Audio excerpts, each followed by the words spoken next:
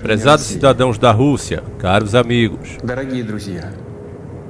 hoje, mais uma vez, acho necessário voltar aos eventos trágicos que estão acontecendo em Donbass, as questões chaves da própria Rússia.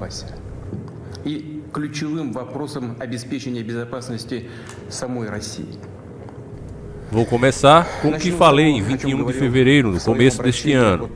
Trata-se de algo que provoca nossa especial preocupação e ansiedade, das ameaças fundamentais que, ano em ano, passo a passo, de forma grosseira e presunçosa, são criadas por políticos irresponsáveis do Ocidente em relação ao nosso país.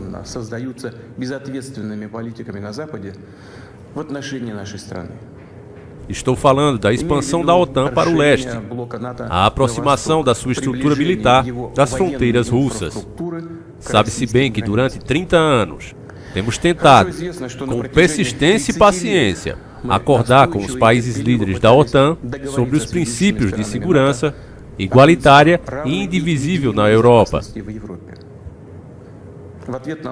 Em resposta às nossas propostas, sempre enfrentamos enganos cínicos e mentiras, ou tentativas de pressão e até chantagens.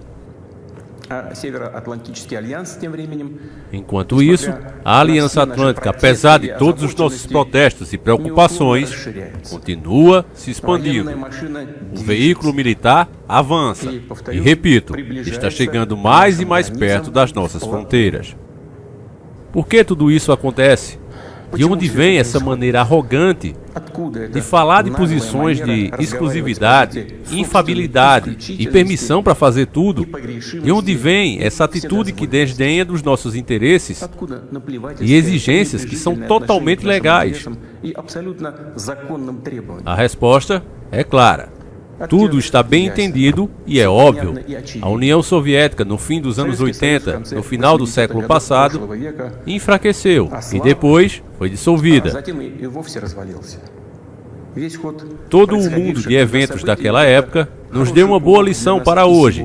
Mostrou de modo persuasivo que a paralisação do poder e da vontade são o primeiro passo para a degradação, desprezível e esquecimento.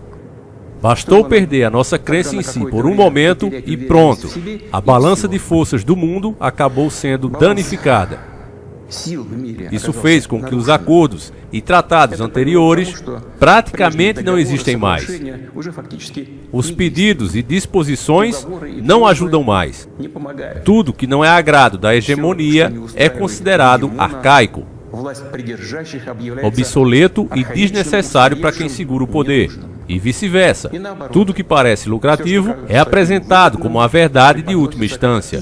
Segue promovido a qualquer preço, com todos os meios. Aqueles que não concordam são quebrados. Sobre o que estou falando agora, não tem a ver só com a Rússia. E preocupa não só a gente. Isso tem a ver com todo o sistema das relações internacionais e, frequentemente, os próprios aliados dos Estados Unidos. Após a dissolução da União Soviética, começou de fato uma remodelação do mundo, nas normas do direito internacional que se formaram naquela época e as normas chaves que foram acordadas após os resultados da Segunda Treta Mundial e que fixaram seus resultados, começaram a incomodar aqueles que auto se proclamaram vencedores da Treta Fria.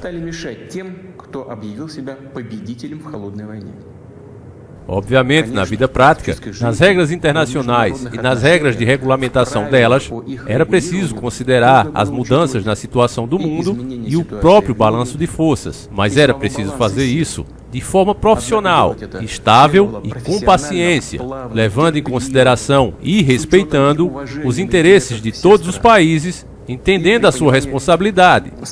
Mas, não. O estado de euforia da sua superioridade, uma forma moderna de absolutismo, ademais a um nível baixo da cultura, daqueles que prepararam, tomaram e promoveram as decisões lucrativas para si.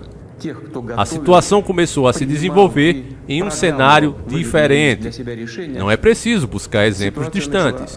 Primeiro, sem autorização do Conselho de Segurança da ONU, realizaram uma operação militar sangrenta contra Belgrado.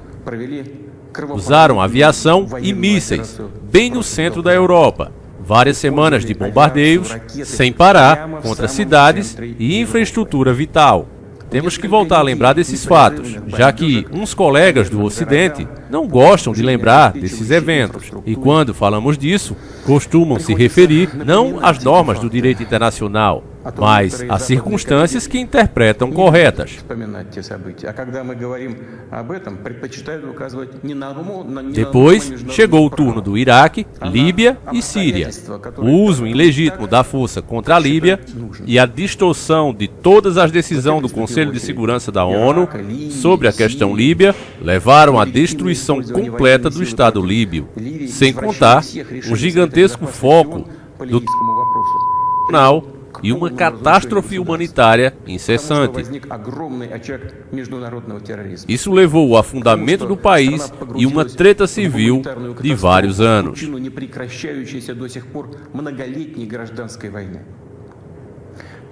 Uma tragédia que foi submetida a milhares de pessoas, não só na Líbia, mas também em toda a região. Ocasionou uma saída massiva migratória do norte da África e do Oriente Médio para a Europa. Esse destino foi preparado também na Síria. As ações de combate e a colisão do Ocidente no território deste país, sem permissão do governo sírio e autorização do Conselho de Segurança da ONU, nada menos são do que uma agressão, uma intervenção.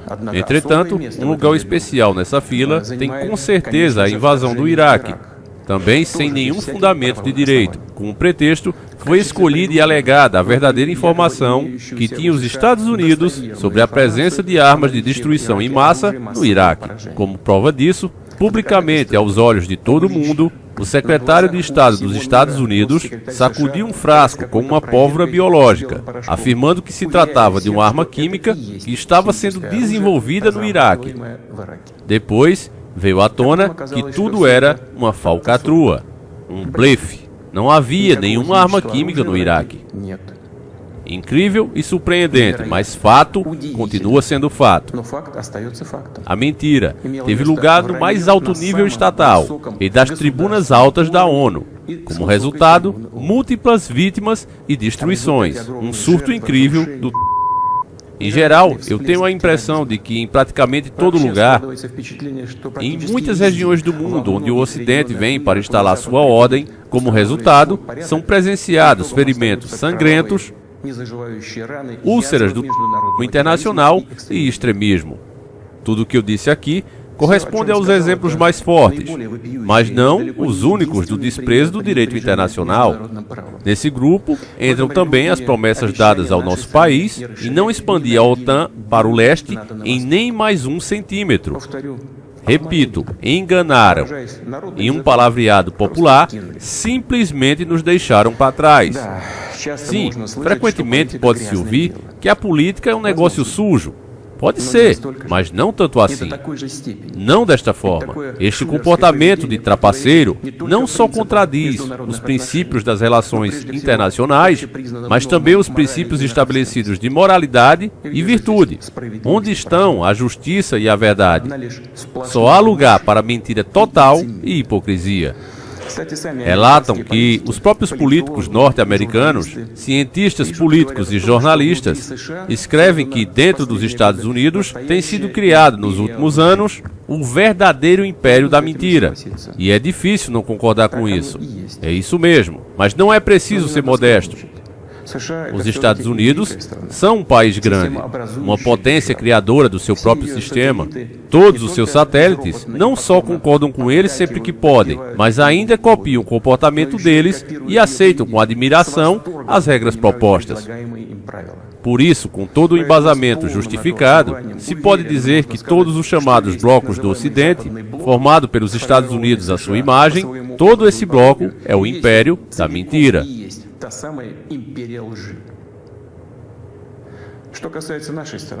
E se tratando do nosso país, após a dissolução da União Soviética, com toda a abertura sem precedentes à nova e moderna Rússia, a prontidão de trabalhar honestamente com os Estados Unidos e outros parceiros do Ocidente, e em condições de desarmamento de fato unilateral, logo tentaram nos pressionar, romper e nos destruir de uma vez por todas. Era assim mesmo nos anos 90 e no início dos anos 2000, quando o chamado Ocidente Coletivo apoiava o separatismo e gangues de mercenários no sul da Rússia. Quantas vítimas e quantas perdas isso nos custou? Quantos desafios tivemos que ultrapassar antes de finalmente quebrarmos o comunismo internacional do Cáucaso? Nós nos lembramos disso e nunca vamos nos esquecer. Até os últimos tempos não pararam de nos usar para seus próprios interesses, destruir nossos valores tradicionais e nos impor os seus pseudos-valores, que corroeriam nossos valores do nosso povo de dentro, aqueles princípios que eles implantam agressivamente em seus países, porque levam diretamente à degradação e degeneração, porque contradizem a própria natureza humana. Isso nunca acontecerá. Ninguém nunca conseguiu fazer isso e não conseguirá agora. Apesar de tudo, em dezembro de 2021, mais uma vez tentamos chegar a um acordo com os Estados Unidos e aliados sobre os princípios de segurança na Europa e de não expansão da OTAN. Tudo em vão. O posicionamento dos Estados Unidos não muda. Eles não acham necessário negociar conosco essa questão tão importante para nós. Seguindo seus objetivos, eles desprezam nossos objetivos. E com certeza, nessa situação, surge a questão: o que fazer? O que esperar? Sabemos muito bem que no ano 40 e no início de 41 do século passado, a União Soviética tentou com todos os meios prevenir, ou ao menos adiar o início da treta. Para isso, tentou, dentre outras coisas, não provocar até o final o potencial agressor. Não realizava ou adiava as ações mais necessárias e óbvias para se preparar a repelir um ataque inevitável. Estes passos, que enfim foram dados, chegaram catastroficamente tarde. Como resultado, o país se viu despreparado para enfrentar com toda a força a invasão da Alemanha, que, sem declarar a treta, atacou a nossa pátria em 22 de junho de 1941. Conseguimos parar e depois destruir o inimigo, mas o preço foi gigantesco. A tentativa de satisfazer o agressor às vésperas da grande treta pela pátria acabou sendo um erro que custou muito caro para o nosso povo. Nos primeiros meses de ações de combate, perdemos territórios gigantes e estrategicamente importantes, além de milhões de pessoas. Não permitiremos que este erro aconteça pela segunda vez. Não temos direito de permitir. Aqueles que reivindicam o domínio mundial publicamente, sem pena e sobrinho, sem qualquer justificativas para isso, nos declaram, ou seja, a Rússia, a seu inimigo. Eles, na verdade, dispõem hoje em dia de grandes capacidades financeiras, científicas, técnicas e militares. Sabemos disso e avaliamos objetivamente as ameaças contra a nossa economia que estão sendo ouvidas sem parar.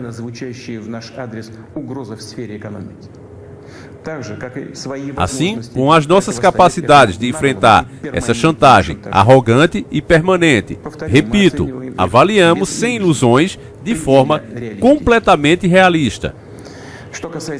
E se tratando de esfera militar, a Rússia moderna, mesmo após a dissolução da União Soviética e a perda significativa do seu potencial, é hoje um dos estados com mais armas nucleares mais fortes do mundo. E ainda tem mais certas vantagens em um dos tipos de armamento mais moderno. Considerando isso, ninguém deve ter dúvidas de que um ataque direto ao nosso país levaria à derrota e consequências terríveis para qualquer agressor em potencial. As tecnologias de defesa mudam muito rápido. A liderança nessa área passa e vai passar de um para o outro, mas a exploração militar dos territórios perto das nossas fronteiras, se permitirmos que isso seja feito, ficará por dezenas de anos, ou até para sempre, e vai criar para a Rússia ameaças totalmente inaceitáveis que aumentam e não param. Já agora, à medida de expansão da OTAN para o leste, a situação para o nosso país se torna anualmente pior e mais perigosa. Ainda mais nos últimos dias, a liderança da OTAN falam diretamente sobre a necessidade de forçar e acelerar o avanço da aliança para as fronteiras da Rússia. Em outras palavras, eles endurecem sua posição. Não podemos mais simplesmente continuar a observar o que está acontecendo. Isso seria absolutamente irresponsável para nós. A futura expansão da infraestrutura da Aliança Atlântica e a iniciada exploração militar da Ucrânia, para nós, é inaceitável. O problema, com certeza, não é na própria organização da OTAN, que é só um instrumento da política externa dos Estados Unidos. O problema é que, perto dos nossos territórios, querem notar, em nossos próprios territórios históricos, é criada uma lei anti-russa, para nós, submetido a um controle externo pleno que se acomoda aos esforços armados aos países da OTAN e está sendo preenchida com as armas mais modernas para os Estados Unidos e seus aliados. É a chamada política de detenção da Rússia e de óbvios dividendos políticos. Para o nosso país, é uma questão de vida ou de morte. É uma questão do nosso futuro histórico como povo. Não é um exagero. É assim mesmo. É uma ameaça real, não só aos nossos interesses, mas à própria existência do nosso Estado e à soberania dele. É justamente a linha vermelha tantas vezes citadas por mim. Eles a ultrapassaram.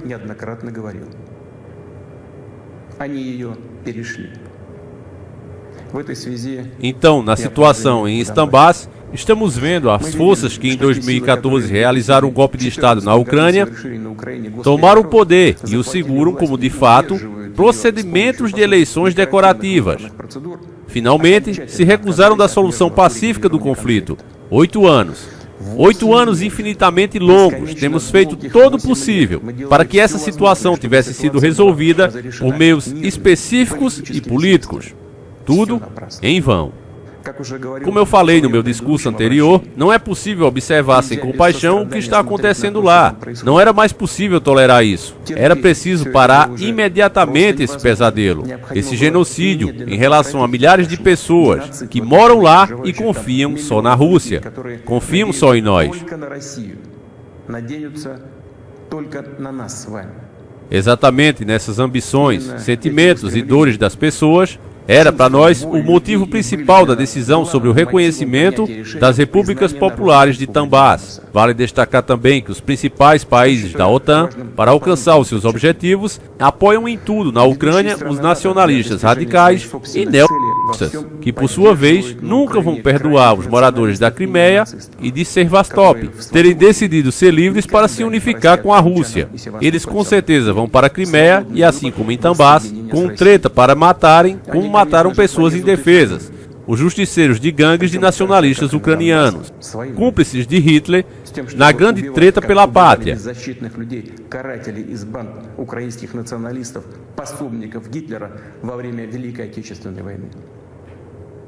Declaram abertamente que reivindicam em outros territórios da Rússia. O rumo dos eventos e análise das informações que estão chegando mostram que a colisão da Rússia com essas forças é inevitável. É uma questão de tempo. Eles se preparam e aguardam a hora certa. Agora já reivindicam a possessão de armas nucleares. Não permitiremos que façam isso.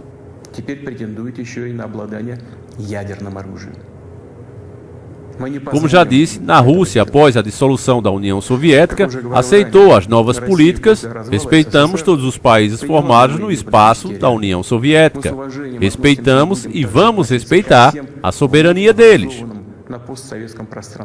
Como, por exemplo, está a ajuda que prestamos ao Cazaquistão, que enfrentou eventos trágicos com desafios à sua soberania e integridade.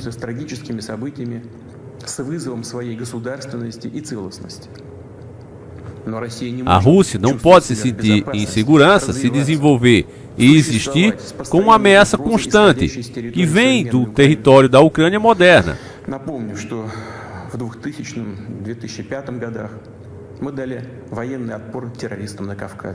Lembramos que entre 2000 e 2005 retalhamos militarmente o Cáucaso, defendemos a integridade do nosso Estado e salvamos a Rússia. Em 2014, apoiamos os moradores da Crimeia e de Sevastopol. Em 2015, usamos as Forças Armadas russas para prevenir de forma segura a penetração de da Síria na Rússia. Não havia outra forma de nos defendermos. E a mesma coisa está acontecendo agora. Não nos deixaram nenhuma outra possibilidade de defender a Rússia e o nosso povo, exceto essa que teremos que usar hoje. As circunstâncias exigem de nós ações decisivas e imediatas. As repúblicas populares de Gambás pediram a ajuda da Rússia. Por isso, de acordo com o artigo 51 da parte 7 da Carta da ONU, com a autorização do Conselho de Segurança da Rússia, em cumprimento dos acordos de amizade e cooperação com a República Popular de Murmansk, ratificamos pelo Parlamento Russo em 22 de fevereiro, tomei a decisão de realizar uma operação especial militar. Seu objetivo é defender as pessoas que durante 8 anos têm sido submetidas à intimidação e genocídio pelo regime de Kiev. Para isso, vamos tentar alcançar a desmilitarização e desnazificação da Ucrânia. Levar à justiça aqueles que realizaram múltiplos crimes sangrentos contra civis, incluindo cidadãos da Federação da Rússia. Junto com isso, a ocupação dos territórios da Ucrânia não está em nossos planos. Não queremos impor nada a ninguém à força.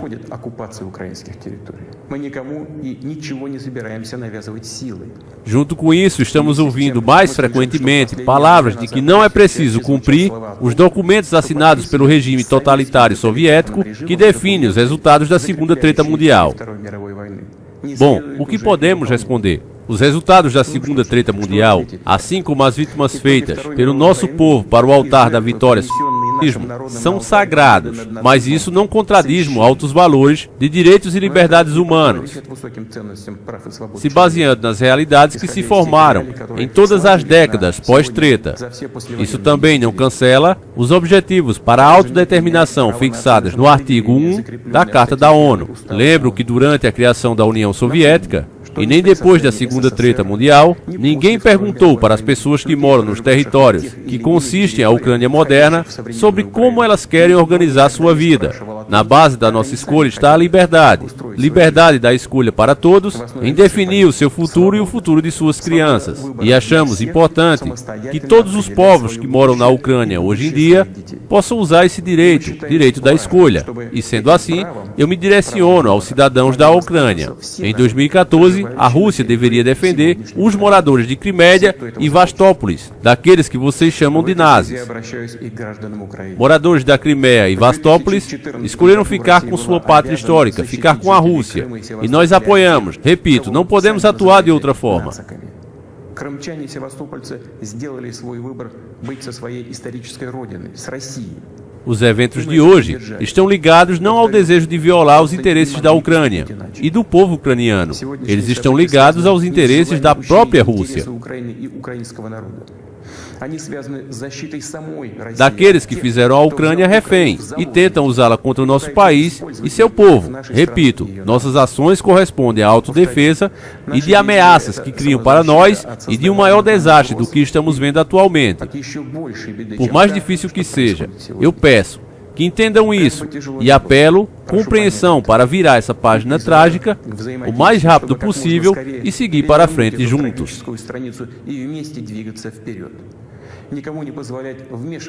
Não permitir que ninguém se intrometa em nossos negócios, nossas relações, mas construí-las por conta própria, com a criação das condições necessárias para ultrapassar todos os problemas. E apesar da presença das fronteiras estatais, nos fortalecer de dentro como um só. Acredito nisso, exatamente nesse nosso futuro. Tenho que apelar também aos militares das Forças Armadas da Ucrânia. Prezados colegas, seus pais e avós e bisavós não combateram os nazistas defendendo a nossa pátria comum para que os de hoje tomassem o poder da Ucrânia. Vocês fizeram um juramento de lealdade ao povo ucraniano. E não ajunta antipovo que rouba a Ucrânia e intimida esse próprio povo. Não cumpram as ordens criminosas deles. Apelo que entreguem as armas imediatamente e vão para casa. E vou explicar: todos os militares do exército ucraniano cumpram essa exigência e poderão deixar as zonas de combate sem serem impedidos de voltarem para suas famílias. Mais uma vez, vou sublinhar: toda a responsabilidade sobre o possível derramamento de sangue será completamente de responsabilidade do regime do território ucraniano. на совести правящего на территории Украины режима. Теперь несколько важных, очень важных слов для тех. Agora umas palavras importantes, muito importantes, para aqueles que possam querer intervir do lado de fora nos eventos. Кто бы ни пытался помешать нам, а тем более создать угрозы для нашей страны. Quem quer que seja que queira criar ameaças para nosso país, nosso povo, devem saber que a resposta da Rússia será imediata e levará vocês a tais consequências que vocês nunca enfrentaram na sua história. Мы готовы к любому развитию событий. Estamos preparados para qualquer desenvolvimento dos acontecimentos. Todas as decisões necessárias neste âmbito são tomadas. Espero que eu seja ouvido. Prezados cidadãos da Rússia, o bem-estar, a própria existência dos estados e os povos, seu sucesso e vitalidade sempre são iniciados em um forte sistema de raízes culturais e valores, experiência e tradições de seus descendentes. E com certeza depende diretamente da capacidade de se adaptar rapidamente à vida e à mudança da sociedade, de sua prontidão de consolidar, coletar todas as forças para seguir em frente. Sempre é preciso força, mas a força pode ser de qualidades diferentes. Na base da política do Império da Mentira, a qual eu falei anteriormente, antes de tudo, esta uma força rude e reta. Nesses casos é falado, se tem força, não precisa de inteligência.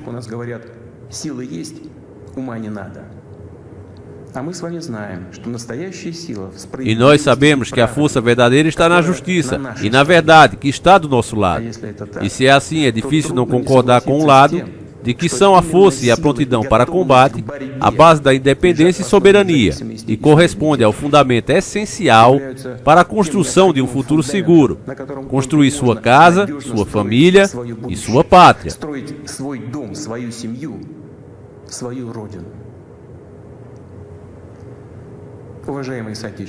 Prezados compatriotas, tenho certeza, e os soldados e oficiais das Forças Armadas da Rússia, leais ao seu país, vão cumprir seu dever com coragem e profissionalismo. Não tenho dúvidas de que todos os níveis do poder vão agir juntos e efetivamente. Especialistas responsáveis pela resistência da nossa economia, sistema financeiro, esfera social, chefe das nossas companhias e todo o negócio russo.